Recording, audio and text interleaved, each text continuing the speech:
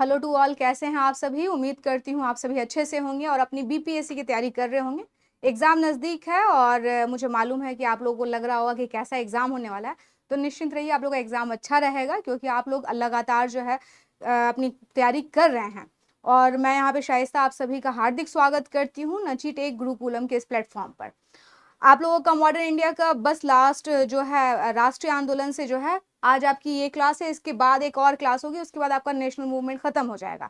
कोशिश कीजिए कि जो भी बच्चे चाहते हैं कि समझ सके, कॉन्सेप्ट को भी समझ सके हिस्ट्री के, तो वो क्लास देखें, और जो भी चाहते हैं कि उनके इंपॉर्टेंट फैक्ट्स ना छूटे तो वो भी इन क्लासेस को देखें। आज हम बात करेंगे भारत छोड़ो आंदोलन की, जो 1942 में हुआ।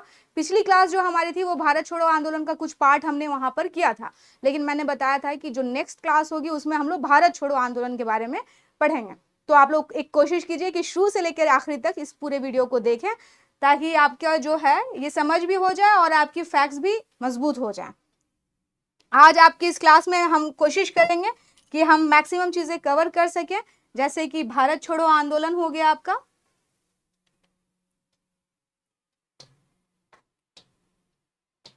भारत छोड़ो आंदोलन की बात करेंगे, मुस्लिम लीग और पाकिस्तान की मांग कैसे हुई, इन सभी चीजों के बारे में हम लोग विस्तार से डिस्कस करेंगे। वेवेल योजना के बारे में बात करेंगे, साथ ही शिमला समझौता भी इससे अटैच है तो उसके बारे में भी देख लेंगे। आजाद हिंद फौज और लाल किले का क्या मुकदमा था, कौन इसमें पैरवीकार थे और क्या हुआ जो आईएनए के जो सिपाही पकड़े गए थे, जो कमांडर्स पकड़े गए थे उनके साथ, उन सभी के बारे में हम लोग बात करेंगे। और शाही नौसेना विद्रोह जो है 1946 में हुआ था, ये भी हम इसी क्लास में जानेंगे। तो आप समझ सकते हैं कि आपकी क्लास आज की कितनी इंपॉर्टेंट है, क्योंकि बहुत सारे चीज जो है इसमें इंक्लूड है। तो कोशिश कीजिए स्टूडेंट शुरू से लेकर आखिरी तक इन वीडियो को देखने की। भारत छोड़ो आंदोलन, मैंने आपको बताया था कि क्रिप्स मिशन जो है भारत आया था, और क्रिप्स मिशन ने क्या किया था स्टूडेंट, उसने जो है फिर से डोमिनियन स्टेट की बात की थी। लेकिन आपको मालूम है कि हमारे जो भारतीय राष्ट्रीय कांग्रेस है, अब उसका उद्देश्य जो है वो बदल चुका था। अब वो स्वराज नहीं चाहते थे, बल्कि क्या चाहते थे, वो चाहते थे पूर्ण स्वतंत्रता। इसके अलावा भी जो है हम देखते हैं क्रिप्स प्रस्ताव को क्या होता है, अस्वीकार कर दिया जाता है, इसकी असफलता। साथ ही क्या हुआ था, जापानी आक्रमण जो है, जापान का अटैक हुआ था रूस में। और जब रशिया में हुआ तो जो भारतीय नेता थे उनको चिंता हुई कि कहीं ब्रिटेन की उपस्थिति भारत में जो बनी हुई है, इनकी उपस्थिति कहीं जापानी आक्रमण का हमारे लिए क्या ना हो जाए, हम उसके शिकार ना हो जाए। तो भारतीय नेताओं को एक ये भी चिंता थी। और साथ ही हम देखते हैं क्योंकि सेकेंड वर्ल्ड वॉर चल रहा था स्टूडेंट, तो इस समय हम देखते हैं युद्धकालीन जो परिस्थितियां थी अंतरराष्ट्रीय स्तर पर द्वितीय विश्व युद्ध के कारण महंगाई बहुत बढ़ गई थी, और वस्तुएं जो थी वह बहुत आसानी से क्या नहीं थी, अवेलेबल नहीं थी। और इन सभी चीजों ने लोगों को क्या कर दिया, असंतोष से भर दिया। और यही कारण है कि 14 जुलाई को वर्धा में क्या होता है स्टूडेंट, वर्धा में असहयोग आंदोलन के लिए बात की जाती है, प्रस्ताव लाया जाता है। लेकिन उससे पहले ही हम देखते हैं स्टूडेंट, 1 मई को वर्धा से पहले इलाहाबाद में कांग्रेस कार्य समिति की बैठक होती है। गांधी जी ने यहीं पर पहली बार कहा था अंग्रेजों को कि आप लोग क्या करें, आप लोग भारत को जो है हमारे हाल पे छोड़ करके आप लोग जाएं। जैसा कि आपको लगता है कि हम लोग अराजक स्थिति में, तो अराजक स्थिति ही समझे, लेकिन भाई प्रभु आप लोग क्या करें, आप लोग यहाँ से जाएं। तो उन्होंने 1 मई को इलाहाबाद में ही कह दिया था गांधी जी ने। और हम देखते हैं 14 जुलाई को क्या होता है, वर्धा में कांग्रेस कार्य समिति की बैठक होती है, और इसी में भारत छोड़ो आंदोलन का क्या होता है, प्रस्ताव पारित होता है। ये इंपॉर्टेंट है कि कहां पर भारत छोड़ो आंदोलन का प्रस्ताव पारित किया गया।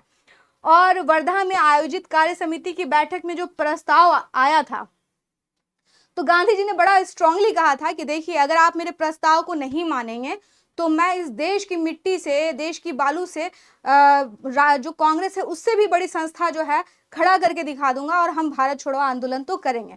तो गांधी जी एकदम डिटरमाइंड थे कि हमें क्या करना, आंदोलन करना है। तो खैर, लेकिन क्या होता है स्टूडेंट, ये जो है प्रस्ताव पारित हो जाता है। आपको क्या याद रखना है यहाँ पर, क्रिप्स मिशन, ये तो इसकी पृष्ठभूमि थी। वर्धा से पहले इलाहाबाद में हुआ था, जहां गांधी जी ने कहा था अंग्रेजों को कि आप भारत को भारतीयों के हाल पर छोड़ के जाएं, आपको लगता है कि हम अराजक स्थिति में, तब भी छोड़ के जाएं। और फिर वर्धा में जो है असहयोग आंदोलन का प्रस्ताव पारित किया गया। भारत छोड़ो आंदोलन में ये क्विट इंडिया मूवमेंट भी इसको कहते हैं। क्विट इंडिया यानी छोड़ दो, है ना। तो ये नारा बड़ा पॉपुलर रहा। इस पे कई बार डिस्प्यूट होता है कि गांधी जी ने इसे दिया था, लेकिन माना जाता है कि सबसे पहले यूसुफ मेहर अली ने इसे दिया था। आंदोलन में सबसे पहली बार गांधी जी ने इसका प्रयोग किया था, और यही कारण है कि ये बहुत पॉपुलर हो गया था। तो अगर आपसे पूछा जाता है कि अंग्रेजों भारत छोड़ो का नारा सबसे पहले किसने दिया, क्विट इंडिया मूवमेंट का नारा किसने दिया, तो आप क्या बताएंगे कि मेहर अली ने दिया था। लेकिन इसको नारे में प्रयोग करने वाले कौन थे, गांधी जी थे। हम देखते हैं कि जो आंदोलन का प्रस्ताव वर्धा में रखा गया था, इसका प्रस्ताव का जो आलेख है, इसकी प्रस्तावना जो है महात्मा गांधी ने स्वयं लिखी थी। किन के सहयोग से, नेहरू और मौलाना अब्दुल कलाम आजाद के सहयोग से तैयार किया था। स्टूडेंट आपको एक चीज बता दूं, 7 अगस्त को भारत छोड़ो आंदोलन की बात होती है। 8 अगस्त को प्रस्ताव जो है मुंबई के ग्वालियर टैंक में पारित हो जाता है। 9 अगस्त को स्टूडेंट सारे जो उच्च चोटी के नेता थे, जितने नेता थे, चाहे नेहरू जी हो जाए, सरदार पटेल हो जाए, गांधी जी हो जाए, जितने भी नेता थे, मौलाना अब्दुल कलाम, सभी को क्या कर लिया गया, गिरफ्तार कर लिया गया। राजेंद्र प्रसाद हो जाए, सभी को गिरफ्तार कर लिया गया। तो हम देखते हैं कि सारे वरिष्ठ नेता अगर गिरफ्तार हो जाएंगे तो क्या हो जाएगा, आंदोलन जो है आपका नेतृत्वहीन हो जाएगा। और जब नेता नहीं रहेगा तो एक चीज बताइए, जब सरकार दमन चलाएगी तो क्या होगा, जाहिर सी बात है कि जो भीड़ है वो क्या हो जाएगी, हिंसक हो जाएगी। तो कई जगह ये आंदोलन जो है हिंसक भी हो गया। हम देखते हैं इस आंदोलन का सर्वाधिक प्रभाव हम देखते हैं बंगाल, बिहार और मद्रास में। हम देखते हैं मद्रास में होता है स्टूडेंट। लेकिन इसमें ऐसा नहीं था कि सिर्फ ये कुछ हिस्सों में था, लगभग पूरे भारत की जो थी इसमें हिस्सेदारी थी। और करो या मरो जो भारत छोड़ो आंदोलन का एक मंत्र बन गया था, इसका आशय यह था स्टूडेंट, आशय यह था कि या तो हम भारत को आजाद कराएंगे, क्या हम इस भारत को आजाद कराने के क्रम में क्या हो जाएंगे, शहीद हो जाएंगे। कई बार करो या मरो का नारा को जो है कहा जाता है कि गांधी जी जो है यह विचलन दिखाता है कि गांधी जी अपने अहिंसा की नीति को छोड़ के आगे बढ़ रहे हैं। ऐसा नहीं है। करो या मरो का मतलब यह था कि या तो हम अपने देश को आजाद कराएंगे या इसी प्रयास में हम क्या हो जाएंगे, शहीद हो जाएंगे, लेकिन हम प्रयास जरूर करेंगे। करो या मरो का सही अर्थ यह है। कई बार लोग इसको सोचते हैं कि गांधी जी ने अहिंसा का मार्ग छोड़ दिया, उन्होंने क्या कह दिया कि भाई अब हम भारत को आजाद करा के ही रहेंगे, किसी भी हिंसा की बात उन्होंने यहां पर भी नहीं कही है। भारत छोड़ो आंदोलन अगस्त में हम देखते हैं 7 अगस्त को मुंबई के ऐतिहासिक ग्वालियर टैंक मैदान में अखिल भारतीय कांग्रेस कमेटी की वार्षिक बैठक होती है। और यह किसकी अध्यक्षता में होती है, ये इंपॉर्टेंट है, मौलाना अब्दुल कलाम आजाद के। बैठक में जो वर्धा में प्रस्ताव आया था भारत छोड़ो आंदोलन का, उस प्रस्ताव को क्या कर दिया जाता है, उसकी पुष्टि कर दी जाती है, यानी ये मान्य हो जाता है। और इसके बाद हम देखते हैं ये भारतीय राष्ट्रीय आंदोलन का पहला ऐसा आंदोलन बनता है जो नेतृत्वहीन होता है, क्योंकि दूसरे दिन तो सारे नेता गिरफ्तार कर लिए थे, लेकिन उसके बाद भी ये अपने उद्देश्यों को पूरा करने में एक तरह से सफल हो जाता है। कई बार लोग कहते हैं कि भारत छोड़ो आंदोलन शुरू तो हुआ, लेकिन वो अपने उद्देश्य को पूरा तो नहीं कर पाया। लेकिन एक चीज आप याद रखें, ध्यान रखें इस चीज का, कि कोई भी आंदोलन, चाहे 1857 की क्रांति हो या फिर क्या हो जाए आपका स्वदेशी मूवमेंट हो, जलियांवाला बाग हो, रॉलेट एक्ट का विरोध हो, हर चीज का अपना योगदान होता है। बिना आप उसके योगदान के आगे नहीं बढ़ते हैं, है ना। और यही कारण था कि 42 में क्या हो रहा, आंदोलन हो रहा, 5 साल बाद क्या होना पड़ा, अंग्रेजों को यहाँ से बोरिया बिस्तर लेके जाना पड़ गया। इसे अगस्त क्रांति भी कहा जाता है। क्यों कहा जाता है, क्योंकि अगस्त में हुआ स्टूडेंट, अगस्त क्रांति भी कहा जाता है। और हम देखते हैं मुंबई कांग्रेस ने भारत छोड़ो का प्रस्ताव 8 अगस्त 1942 को पास कर दिया, और 9 अगस्त को आंदोलन की शुरू होते ही गांधी जी और उनसे संबंधित जो भी इंडियन नेशनल कांग्रेस के जितने भी बड़े लीडर्स हैं उन सभी को क्या कर लिया गया, गिरफ्तार कर लिया गया। एक आपसे कहा जाता है operation zero hour. Operation zero hour बड़ा पॉपुलर है, ये भारत छोड़ो आंदोलन से संबंधित है। इसके तहत क्या था कि जितने भी बड़े लीडर हैं उन सभी को क्या करना था, उन सभी को ब्रिटिश हुकूमत जो है अपने जेल के अंदर ले रही थी। तो इसके तहत कई लोगों को जो है जेल में, हमारे भारत के उस समय जो लीडर थे उनको पकड़ा गया और गांधी जी को गिरफ्तार किया गया। और इन्हें कहाँ रखा गया, या इन्हें जो है हम देखते हैं स्टूडेंट आगा खां पैलेस में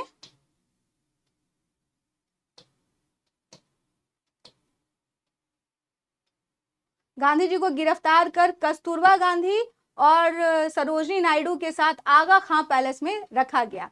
कांग्रेस का समिति के जो अन्य सदस्य थे जैसे Govind Vallabh Pant, doctor Praful Chandra Bose, doctor Pattabhi Sitaramayya, doctor Syed Mahmood, Acharya Kripalani, इन सभी को कहाँ रखा गया? अहमदनगर दुर्ग में। ये आपसे क्वेश्चन पूछ सकता है कि किस किस को कहाँ कहाँ रखा गया था। और जवाहरलाल नेहरू को गिरफ्तार करके अल्मोड़ा जेल में जो है रखा गया। राजेंद्र प्रसाद को बांकीपुर जेल में, बांकीपुर जेल में नजरबंद किया गया। तो ये ऑपरेशन 0 आवर के तहत भारत के कई जो ऊंचे मतलब बड़े नेता थे उनको गिरफ्तार कर लिया गया। इस समय एक चीज और आप ध्यान दीजिएगा, जब सारे लीडर क्या हो गए, गिरफ्तार हो गए स्टूडेंट, तो इसमें एक नाम आता है जयप्रकाश नारायण जी का भी, जो कि अपने बिहार से संबंधित हैं। इन्हें जो है गिरफ्तार किया गया और हजारीबाग सेंट्रल जेल में रखा गया। बाद में वह जेल की दीवारों को फांद करके जो है बाहर निकल गया और बाहर आने के बाद अपने दोस्तों के साथ उन्होंने आंदोलन को जो है भूमिगत होकर के नेतृत्व प्रदान किया। ये बड़ी चीज है क्योंकि उस समय आंदोलन जो है, आंदोलन को एक नेतृत्व चाहिए था, तो इन लोगों ने, बहुत सारे लोगों ने काम किया। तो ये लोग हैं जो बाहर थे, ठीक ना। इन्होंने अंग्रेजों के विरुद्ध एक सेंट्रल एक्शन कमेटी बनाई और 42 के आंदोलन में भूमिगत होकर आजाद दस्ते का निर्माण किया। सरकार का लगातार क्या हो रहा था, इस पर कठोर नियंत्रण हो रहा था, इस आंदोलन को दबाने का प्रयास हो रहा था। और इसी से बचे नेता कई सारे थे जैसे कि जयप्रकाश नारायण, राम मनोहर लोहिया, अच्युत पटवर्धन, अरुणा आसिफ अली, इन सभी ने क्या किया था, नेतृत्व जो है भूमिगत हो, मतलब एक तरह से कवर होकर के आंदोलन को क्या किया, इन्होंने नेतृत्व प्रदान किया। अरुणा आसिफ अली को भारत छोड़ो आंदोलन के समय मुंबई के ग्वालियर टैंक मैदान पर कांग्रेस का झंडा फहराने के लिए याद किया जाता है। उस समय जो तत्कालीन अखबार था जिसका नाम था ट्रिब्यूनल, उन्होंने उन्हें जो है उनकी साहसिक भूमिका के लिए सन 42 की रानी झांसी कहा है। आपसे अगर पूछ दिया जाए कि सन 42 की झांसी रानी किसे कहा गया था, तो अरुणा आसिफ अली को कहा गया था। क्यों कहा गया था? क्योंकि उन्होंने मुंबई के ग्वालियर टैंक में भारत का तिरंगा फहराया था। उनके इसी साहसिक कार्य के लिए उन्हें जो ट्रिब्यूनल अखबार था उसने इन्हें ये उपमा दी थी। गिरफ्तारी से बचे नेता में पीएम खासकर राम मनोहर लोहिया, उषा मेहता और नादिमान प्रिंटर ने आंदोलन के समय भूमिगत रेडियो, आपने सुना होगा भूमिगत रेडियो चला रहे थे ये लोग, और संचालन किया। 14 अगस्त को रेडियो का प्रसारण सबसे पहले किसने किया? उषा मेहता ने किया। इस समय एक रेडियो भी भूमिगत होकर के चलाया जा रहा था और सबसे पहला प्रसारण उषा मेहता ने किया था स्टूडेंट। राम मनोहर लोहिया जो हैं वह भारत छोड़ो आंदोलन के समय कांग्रेस रेडियो पर नियमित कार्यक्रम का प्रसारण करते थे। इसके द्वारा लोगों को दिशा निर्देश दिया जाता था, बताया जाता था कि कैसे चला जाए। एक तरह से छुप करके ये लोग सरकार से ये रेडियो चला रहे थे। रेडियो स्टेशन मुंबई और नासिक में स्थापित किया गया था और इसका मुख्य कार्य था कांग्रेस की सूचना, जो कांग्रेस है उसकी जो सूचना है उसको आम जन तक पहुंचाना। 12 नवंबर को हम देखते हैं रेडियो स्टेशन को सरकार द्वारा जब्त कर लिया जाता है। तो आप देख लीजिए कुछ नेता तो अंदर जेल के चले गए, कुछ जो बाहर थे वह क्या कर रहे थे, वह भी बहुत एक्टिव थे, लेकिन ऐसा नहीं था कि वो बहुत खुलेआम घूम रहे थे, क्योंकि सरकार जो है अपना दमन चक्र चला रही थी। उससे बचने के लिए उन लोगों ने क्या किया स्टूडेंट, उससे बचने के लिए ही उन लोगों ने भूमिगत होकर के जैसे रेडियो चलाया, जयप्रकाश नारायण ने क्या किया, उन्होंने आज़ाद दस्ते का निर्माण किया, प्रशिक्षण दिया। तो ये सारी चीज़ें सारे लोग मिलके कर रहे थे स्टूडेंट। हम देखते हैं 42 के बाद लगातार सरकार चाह रही थी कि यह आंदोलन जो है इसको किसी तरह रोक दिया जाए। 42 में ही जो हमारे लीडर थे जयप्रकाश नारायण और राम मनोहर लोहिया, अच्युत पटवर्धन, अरुणा आसिफ, इन लोगों ने भूमिगत रहते हुए आंदोलन का नेतृत्व किया। जैसा कि मैंने बताया 42 में ही भूमिगत रेडियो का संचालन किया। ये वही चीजें हैं। और आपको मैंने बताया कि 12 नवंबर को इसको सरकार के द्वारा जब्त कर लिया गया। जिस समय सरकार क्या कर रही थी, काफी दमन कर रही थी, लगातार लोगों पर अत्याचार कर रही थी। आंदोलन में उनका मानना था कि आंदोलन में जो भी लोग इन्वॉल्व हैं उनके ऊपर उनका बहुत सख्त पहरा था और इसी कारण जो है सरकार बहुत ज्यादा कठोर नीति का पालन कर रही थी। सरकार की दमनात्मक नीतियों के विरुद्ध जो है गांधी जी ने 10 फरवरी 1943 को 21 दिन का जेल से ही क्या कर दिया, उपवास की घोषणा की। तो जब गांधी जी ने भूख हड़ताल की घोषणा की, उन्होंने कहा कि सरकार जो कर रही है वो ज्यादती है, तो उसके बाद हम देखते हैं पूरे दुनिया भर से ब्रिटिश गवर्नमेंट पे ये एक प्रेशर बन रहा था कि सरकार जो है गांधी जी और अन्य नेताओं को क्या करे, वो छोड़ दे। स्पेशली गांधी जी की बात हो रही थी। और लेकिन वहां पर हम देखते हैं पूना के जेल में जो है आगा खां पैलेस में जो है गांधी जी जहां पर थे, वहां पे ब्रिटिश सरकार कुछ अपना अलग ही सोच रही थी। वो सोच रही थी कि इसी बहाने गांधी जी की क्या हो जाए, मृत्यु हो जाए। और कहा जाता है कि ब्रिटिश गवर्नमेंट जो है उनके अंतिम संस्कार का सारा इंतजाम कर रही थी कि इसी बहाने जो है गांधी जी चले जाएंगे, हम लोग छुटकारा पा जाएंगे। लेकिन गांधी जी भी बड़े नेता निकले। उन्होंने देखा कि उनका स्वास्थ्य गिर रहा है और कोई कंसर्न नहीं है ब्रिटिश गवर्नमेंट का कि उनकी बात मानी जाए, तो उन्होंने सरकार को चकमा देते हुए 7 मार्च 1943 को इन्होंने सरकार को चकमा देते हुए क्या कर दिया, भूख हड़ताल खत्म कर दिया। बाद में हम देखते हैं 44 में जो है गिरते स्वास्थ्य के कारण 6 मई 1944 को गांधी जी को क्या किया गया, गांधी जी को कैद से आजाद किया गया स्टूडेंट। तो ये था, आपसे पूछ सकता है कि 21 दिन का उपवास गांधी जी ने कब रखा था।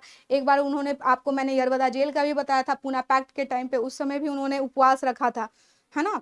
तो एक बार इन्होंने किसके लिए इस समय जो रखा था कि सरकार जो दमन चक्र चला रही है उसके विरोध में। तो इस तरह से हम देखते हैं कि भारत छोड़ो आंदोलन में जो है चारों तरफ जो है पूरा भारत की इसमें एक तरह से क्या थी, भागीदारी थी। और इस समय ऐसे कई जगह थे जहां पर ब्रिटिश सरकार का शासन खत्म हो गया था, जहां पर समानांतर सरकारें जो हैं स्थापित हुई थी। अगर हम बात करें बलिया की, तो यहाँ पर गांधीवादी नेता थे चित्तू पांडे, उनकी नेतृत्व में जो है समानांतर सरकार स्थापित हुई। और बंगाल में हम देखते हैं, बंगाल का मिदनापुर जिला था स्टूडेंट, यहाँ पर तामलुक नामक स्थान पर 17 दिसंबर 42 को तामलुक जातीय सरकार की स्थापना की गई। यहाँ की सरकार ने एक सशक्त विद्युत वाहिनी का गठन किया और यह सरकार 1 सितंबर तक चली। इसे राष्ट्रीय सरकार के रूप में भी मान्यता मिली। बंगाल में एक मिदनापुर में हुआ, ये तो समझ गए, जहां पर तामलुक की जातीय सरकार की स्थापना की गई थी, जिसने विद्युत वाहिनी का, और 1 सितंबर तक लगभग ये सरकार चली। और महाराष्ट्र की बात करें तो 17 में इसी समय सर्वाधिक दीर्घजीवी समानांतर सरकार, यानी सबसे लंबे समय तक चलने वाली सरकार 1942 के आंदोलन में यहीं पर स्थापित होती है, जिनके नेताओं में बीपी चौहान, नाना पाटिल प्रमुख थे। यहाँ की सरकार जो है 1945 तक चली, यानी कि बहुत लंबे समय तक चलिए स्टूडेंट। ये क्वेश्चन आपसे हमेशा पूछे जाते हैं कि 42 के आंदोलन में समानांतर सरकारें कहाँ कहाँ स्थापित हुई, कहाँ पर जातीय सरकार बनी, तो आप बता देंगे बंगाल में। कहाँ पर जो है सबसे लंबी सरकार बनी, तो सरकार जो है वो महाराष्ट्र में बनी थी। और गांधीवादी नेता ने कहाँ पर समानांतर सरकार की स्थापना की, तो आप बताएंगे बलिया में, है ना।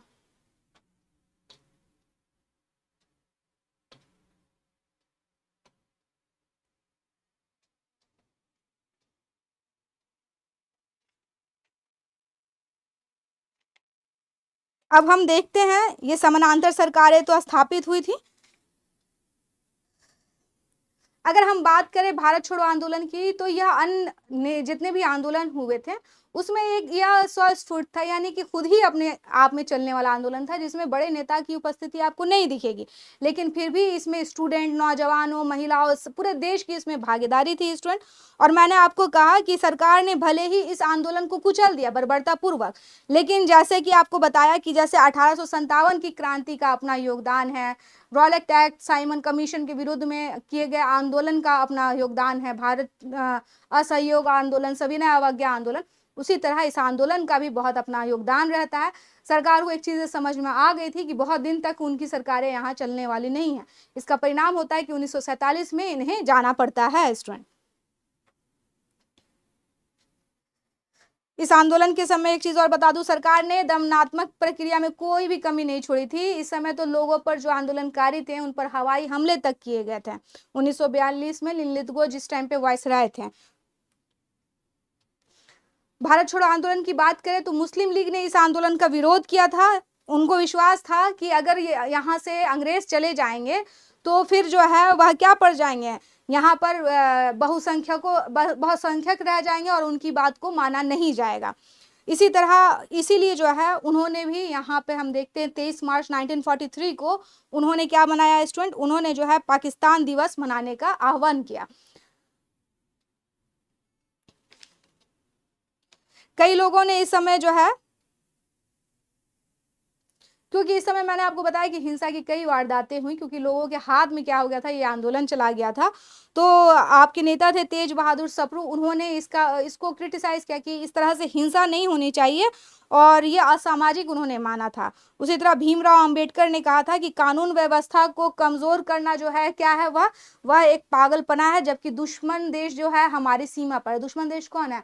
जर्मनी जो है वो कहाँ, रशिया तक आ चुका है। तो उनका मानना था कि ये जो हम काम कर रहे हैं, इस समय इतना बड़ा आंदोलन खड़ा कर दिया है, ये सही नहीं है।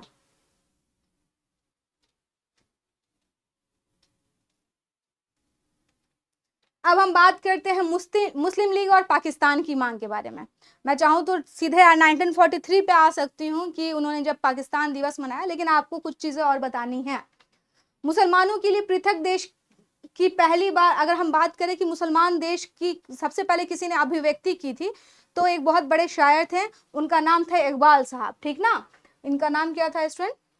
अल्लामा इकबाल। ये उर्दू के बहुत बड़े शायर थे और इन्होंने कहा था कि मुझे लगता है कि उत्तर पश्चिम भारत में एक संगठित मुस्लिम राष्ट्र ही क्या हो सकता है, मुस्लिम राज्य के रूप में निर्माण ही मुसलमानों के लिए एक अंतिम नियति प्रतीत होती है। द्विराष्ट्र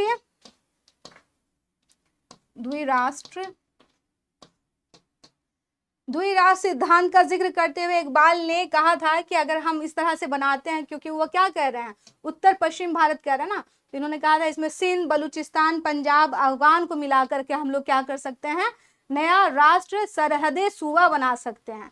ये उन्होंने कहा था सबसे पहली बार लेकिन इस समय पाकिस्तान का कोई जिक्र नहीं था। उन्होंने कहा कि मुझे लगता है कि जो अल्पसंख्यक हैं, जो मुसलमान हैं, उनके लिए उत्तर पश्चिम में हम लोग कुछ काम कर सकते हैं और यही उनकी आखिरी नियति प्रतीत हो रही है। 28 जनवरी 1933 को देखते हैं हम स्टूडेंट। कैम्ब्रिज में पढ़ने वाले चौधरी रहमत अली नाम के एक मुस्लिम छात्र ने नाउ और नेवर और एक और आर्टिकल उन्होंने लिखा था आरबी टू लीव और पेरिस फॉरवेयर नाम से एक पर्चा जारी किया और इसी में उन्होंने पृथक राज्य पाकिस्तान की परिकल्पना और उसके नक्शे को जन्म दिया। जो परिकल्पना है, जो हाइपोथेसिस है, इसको सबसे पहले कौन, चौधरी रहमत अली ने, जो कैम्ब्रिज विश्वविद्यालय के क्या थे, स्टूडेंट थे, उन्होंने ये क्या, उन्होंने कहा कि पाकिस्तान परिकल्पित पाकिस्तान में उन्होंने बताया कि पंजाब, अफगानिस्तान, कश्मीर, सिंध और बलूचिस्तान को शामिल किया जाए। जैसे कि पाकिस्तान यही है ना, तान का मतलब होता है क्षेत्र, है ना। तो ये हो गया आपका पंजाब, अफगानिस्तान वाला कुछ हिस्सा हो गया, और ये आपका थोड़ा हो गया कश्मीर वाला,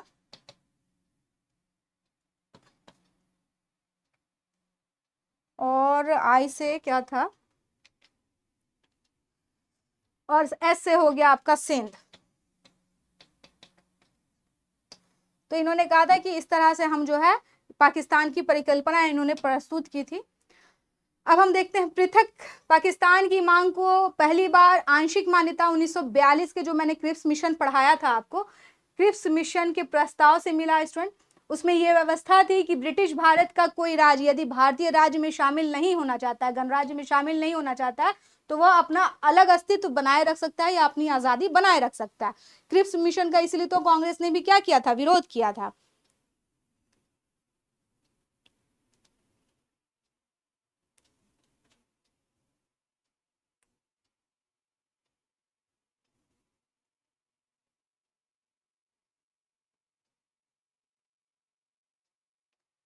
तो इस तरह हम देखते हैं, एक मिनट रुकिएगा।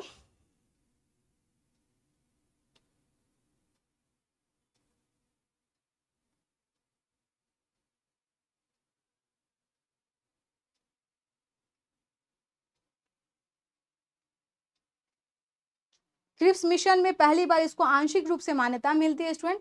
कांग्रेस और मुस्लिम लीग के बीच पुनः एकता स्थापित करने के लिए सी राजगोपालाचारी ने, इन्होंने राजगोपालाचारी फॉर्मूला प्रस्तुत किया, सी राजगोपालाचारी ने, उन्होंने कहा कि उन्होंने एक फॉर्मूला पेश किया जिसे वो कहते थे दी वे आउट।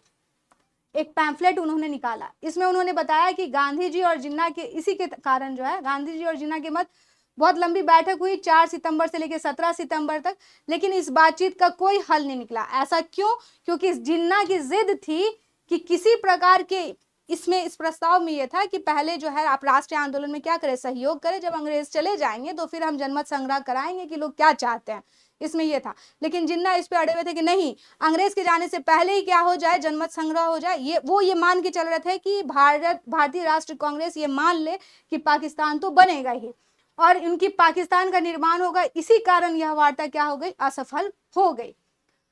22 से 23 मार्च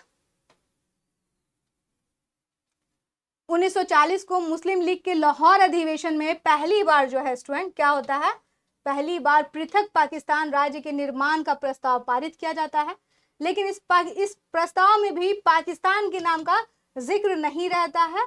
इस सम्मेलन की अध्यक्षता किसने की थी? मोहम्मद अली जिन्ना ने की थी। अभी तक अगर आप देख रहे होंगे 40 तक जो है पाकिस्तान नाम के शब्द का उल्लेख नहीं है, लेकिन 23 मार्च 1940 को भारत से पृथक मुस्लिम राष्ट्र पाकिस्तान की मांग संबंधी प्रस्ताव पारित किए जाने की स्मृति में मुस्लिम लीग ने कहा कि हम एक राष्ट्र बनाएंगे जो हमारे लिए होगा, और उसकी स्मृति में इन्होंने कहा कि हम 23 मार्च 1943 को पाकिस्तान दिवस मनाएंगे। मुस्लिम लीग ने दिसंबर 1943 में कराची लीग अधिवेशन में विभाजन करो और छोड़ दो का नारा दिया। ये बहुत इंपॉर्टेंट है कि मुस्लिम लीग ने कब जो है विभाजन करो और छोड़ दो का नारा दिया। यह कब दिया था? दिसंबर 1943 में। सम्मेलन में प्रस्तुत प्रस्ताव का प्रारूप सिकंदर हयात खान ने तैयार किया था। इसे फजलुल हक ने प्रस्तुत किया और खलीकुज़्ज़मान ने इस प्रस्ताव का अनुमोदन कर दिया। इस तरह से हम देखते हैं कि मुस्लिम लीग और पाकिस्तान की मांग कैसे समय पर समय आगे बढ़ते जाती है और वह क्या होता है, एक विभाजनकारी आज़ादी के रूप में हमारे सामने आता है।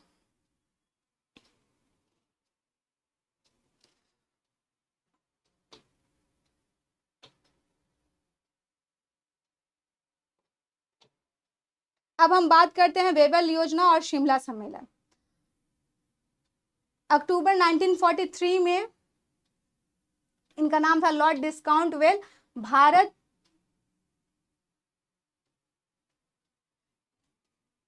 रुक जाइए आप लोग, थोड़ा फॉन्ट में क्या हो गई है, गलती हो गई, जरा देख लिया जाए कि क्या लिखा गया है ना। अक्टूबर 1943 में लिनलिथगो आपको मालूम अभी तक वायसराय थे। अब उनकी जगह पे क्या होता है स्टूडेंट, अब उनकी जगह पर जो है लॉर्ड वेवल भारत के वायसराय बन के आते हैं। इस समय भारत की स्थिति बड़ा मतलब उथल पुथल वाली थी। आप अगर देखें तो एक तो असहयोग आंदोलन के दौरान जो है कई सारे भारत छोड़ो आंदोलन के दौरान जो है कई सारे लोगों को क्या जेल में डाल दिया गया था। भारतीय लोग इनको बर्दाश्त नहीं कर रहे थे। तो इसी समय जो है जो भारत में स्थिति बहुत तनावपूर्ण थी, उस स्थिति को ठीक करने के लिए लॉर्ड वेवल आते हैं और उन्होंने इस दिशा में प्रयास करते हुए सबसे पहले क्या किया कि जो भी कांग्रेस कार्य समिति के सदस्य थे उन्हें क्या किया स्टूडेंट, आज़ाद कर दिया। और 14 जून 1945 में वेवल ने एक योजना प्रस्तुत की जिसे हम वेवल योजना के नाम से जानते हैं, जिसकी प्रमुख बातें क्या थी स्टूडेंट। इन्होंने कहा कि केंद्र में एक नई कार्यकारिणी परिषद का गठन करेंगे जिसमें वायसराय और कमांडर इन चीफ के अलावा सभी क्या होंगे, भारतीय होंगे। इन्होंने कहा कि सरकारी परिषद एक अंतरिम व्यवस्था थी जिसे तब तक देश का शासन चलाना था जब तक कि नए अस्थायी संविधान पर सहमति नहीं हो जाती है। और इन्होंने कहा कि जो भी बंद कांग्रेस के नेता हैं जिनको बंद कर दिया गया था उनको जल्दी से जल्दी आजाद किया जाएगा और शीघ्र ही शिमला में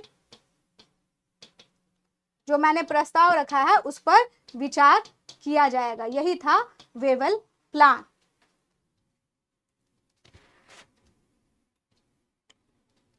वेवल प्लान आप लोगों ने समझ लिया होगा अब तक में मेरे हिसाब से।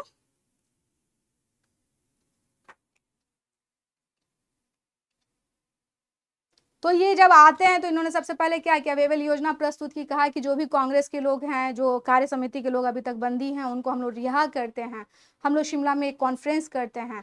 मेरा मानना है कि हम लोग क्या करें, एक कार्यकारिणी परिषद होगी जिस अंतरिम होगी, जिसका काम क्या होगा, तब तक भारत का शासन चलाना जब तक भारत का एक संविधान तैयार नहीं हो जाता है। और केंद्र में जो है वायसराय और कमांडर इन चीफ को छोड़ करके बाकी सभी भारतीय होंगे। तो इस पर आप लोग की क्या राय है? इसराइल के लिए हम क्या करेंगे? शिमला कॉन्फ्रेंस करेंगे। तो 25 जून को 1945 को शिमला सम्मेलन होता है, किस पर? वेवेल, विवेक हो गया है, वेवेल लिख लीजिए, वेवेल प्रस्ताव पर विचार विमर्श करने के लिए। इसमें 21 भारतीय नेताओं ने हिस्सा लिया था स्टूडेंट। शिमला सम्मेलन में कांग्रेस के प्रतिनिधि के रूप में मौलाना अब्दुल कलाम आजाद मेन थे। उसके अलावा जवाहरलाल नेहरू, सरदार पटेल, खान अब्दुल गफ्फार खान, ये लोग सभी शामिल थे उसमें। मुस्लिम लीग की तरफ से मोहम्मद अली जिन्ना ने इसमें हिस्सा लिया था। सम्मेलन में जिन्ना द्वारा एक प्रस्ताव लाया गया और कहा गया कि जो वायसराय की कार्यकारिणी परिषद है उसके सभी जितने भी मुस्लिम सदस्य लिए जाएंगे वो सिर्फ किससे लिए जाएंगे? मुस्लिम लीग से लिए जाएंगे, क्योंकि मुस्लिम लीग ही मुसलमानों की एक क्या है? एकमात्र प्रतिनिधि संस्था है। इनकी इस जिद के कारण ही क्या होता है स्टूडेंट? सम्मेलन जो है असफल बन जाता है और इसीलिए जो है वेवेल जो है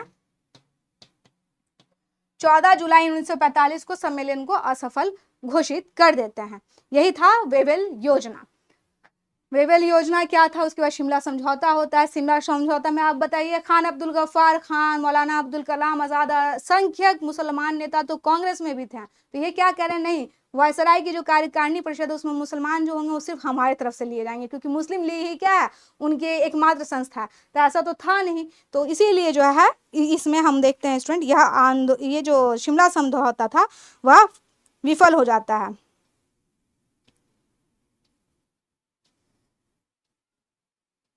और जो वेवेल योजना थी उसमें इन्होंने कहा था, वेवेल साहब ने, कि जो वायसराय की जो कार्यकारिणी परिषद थी उसमें 14 सदस्य थे, है ना। और उस समय अगर मुसलमानों की हम बात करें भारत में, तो उस समय टोटल आबादी का 25% थे स्टूडेंट। इसमें 14 सदस्य हैं। तो इसने क्या कहा, जो मुस्लिम लीग है इसने कहा कि 6 सदस्य, मुस्लिम लीग ने, वेवेल ने कहा कि 6 हम आपको दे देंगे। तो एक बात बताइए, जब 6 दे देंगे तो ये जो मात्र 25% की हिस्सेदारी क्या कह रहे हैं? ये 6 कह रहे हैं। तो इसलिए कांग्रेस के कि नहीं, ये तो गलत है, ये एक तरह से क्या है, मुस्लिम लीग के जो उसकी तमन्नाएं हैं उसको हवा देने जैसा था। और यही देखते हैं कि इसीलिए जो थी कांग्रेस वह इस पे एग्री नहीं होती है।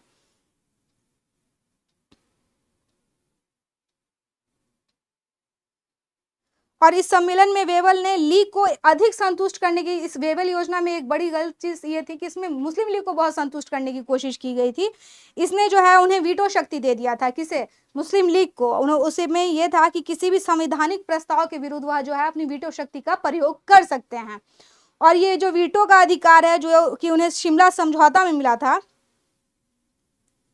तो एक तरह से वह वेवेल या जो अंग्रेज हैं उनकी मुस्लिम तुष्टीकरण की नीति को दिखा रहा था।